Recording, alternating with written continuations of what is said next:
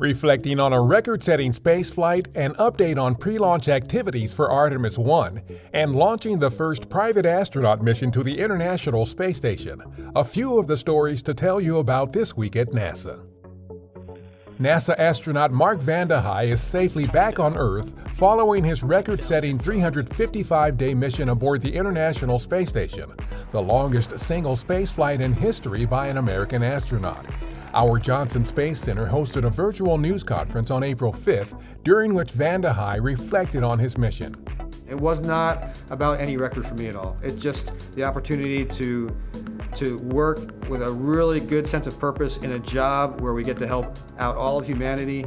The number of days was not that important to me, and I think that helped me react to whether it was going to be comfortable with it being either a shorter mission or a longer mission like it turned out to be. Data from Vande Hei's mission will help us prepare for the effects of long-duration spaceflight on the human body as we continue our plans to return astronauts to the Moon under the Artemis program in preparation for eventual human missions to Mars. As of April 5th, teams at our Kennedy Space Center were preparing for the next attempt at the Artemis 1 wet dress rehearsal test with our Space Launch System rocket and Orion spacecraft, pending range availability and restoration of propellants and gases during the test.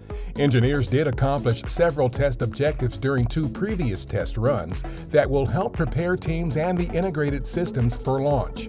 This wet dress rehearsal marks the first use of new systems at Kennedy's Launch Complex 39B and is the last major test before the uncrewed Artemis 1 launch. On April 8th, the crew of Axiom Mission 1, or AX-1, the first private astronaut mission to the International Space Station, lifted off aboard a SpaceX Dragon spacecraft from our Kennedy Space Center. During the 10-day mission, the AX-1 crew will spend 8 days on the space station conducting scientific research, outreach, and commercial activities.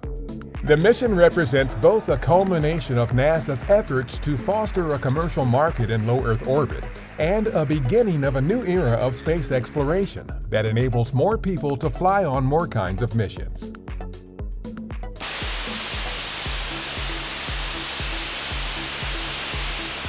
Northrop Grumman and Lockheed Martin engineers recently conducted a final hot-fire test in Promontory, Utah, of the abort motor built for the Launch Abort System on NASA's Orion spacecraft, qualifying the system for missions with crew beginning with Artemis 2.